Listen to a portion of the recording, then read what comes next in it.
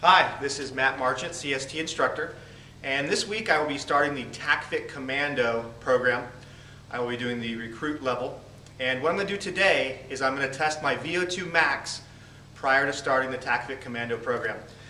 So the test I'm going to do is called the Forestry step test, as outlined in this book here that I got way back in college. So the Forestry step test is a simple test to do, and this is why I've picked it. For VO2 max, there's a lot of high-tech ways of doing it, which are going to be a lot more accurate to test your VO2 max. That's not what I'm doing here. I've chosen the Forestry step test for a couple reasons. It's easy. You need a bench, a metronome, stopwatch, and a couple fingers to take your pulse. You can do it anywhere, so the test is, can be taken anywhere you want. And it's easy to do by yourself. I'm here by myself, and I'm able to take the test without having all this equipment, treadmill, all these monitors and whatnot. I did the VO2 max test a long time ago, so I know what it's like. Very good test, but you need all the right equipment. So I'm just going to give you a little information on what the Forestry step test is. The Forestry step test was designed as a screening test for safety and emergency personnel. The screening test prevents the employers for these physically demanding occupations from recruiting unfit persons. So what we're going to do in this test is, with the Forestry step test, we have a bench here. Now they recommend that the bench is 15 3/4 inches. I couldn't get that to be exactly, so we're at 16 inches. Okay. A couple other things with the test that you need to have. You have to have a metronome of sorts that can count 90 beats per minute. So what I've done with my iPod is I went on iTunes and I found it's actually 5 minutes, which is perfect because the test is 5 minutes, 90 beats per minute. For this test, you must step. Each step has to be in beat with the metronome. So we're going to do that for 5 minutes. With the stepping, the foot that goes up first has to be the foot that comes down. You can switch back and forth as needed, but again, the foot that comes up has to be the foot that comes down. So I'm giving you all this information because it's a very easy test if you want to reproduce on your own. If you're working with clients, you can reproduce this test. It's very easy, just to give you a quick number here. But it is a predictive VO2 max. It's not a exact, it's predictive. Okay, so a couple things more with the Forestry step test. The main purpose of this is to measure your cardiovascular endurance. I talked about keeping on step and measuring your heart rate. So what I'm going to do at the end of the 5 minutes, I'm going to start another stop clock. 15 seconds after ending, I'm going to measure my pulse rate for 15 seconds, and then I'm going to look onto this grid here, and it's going to tell me my predicted VO2 max. So a couple things with the test. We're trying to make this as scientific as we can. So the date is April 17th, 2011. It's about 9:30 in the morning. You're allowed 5 minutes to warm up, so I just got done doing about 5 minutes of joint mobility warm-up.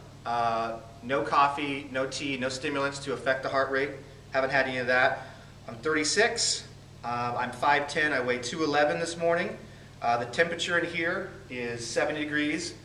And the elevation of where we're doing this is about 150 feet. This is all important because if you're doing this Forestry step test out in the field, obviously temperature and elevation are going to play a major role in your results. Also too, if you're doing this test for military personnel, firefighters, police that work in various conditions, if you're out at 4,000 feet for most of the year in 90 degrees, coming in here at 70 degrees, elevation of 150 is going to be a lot different. So you might want to take that into consideration when doing this test.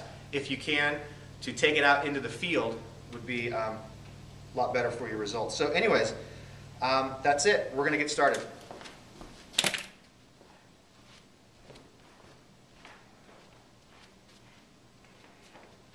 I'm just going to do a little breathing first to just kind of get my heart rate down a little bit, a little belly breathing.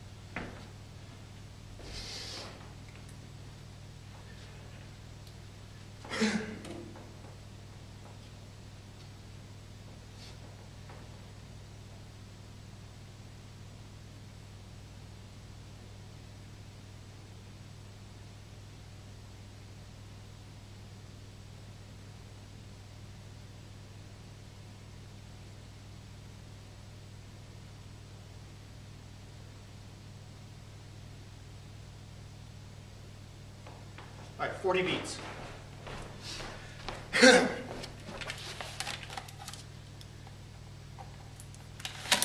Sorry you had to watch that long, boring 5 minutes of stepping, but if you're really interested in this stuff, it's pretty fun to test yourself and then come out the other end and see where you are. So, let's see, 40. Wow. We're going to say I weigh 210 on this chart, 40 beats. Man, I'm doing lousy. 35. That's, no wait, yeah, 35. That's pretty bad, okay? Years ago when I did this, I think I got a 51, but I was like 25. So anyways, quick point I forgot to make. With shoes, I'm doing it in tennis shoes. That's what I feel comfortable in the test. If you can, whatever footwear you're going to use for your workout or your occupation, you might want to consider using that footwear, like we talked about, in the right environment too. You're going to get a lot better result.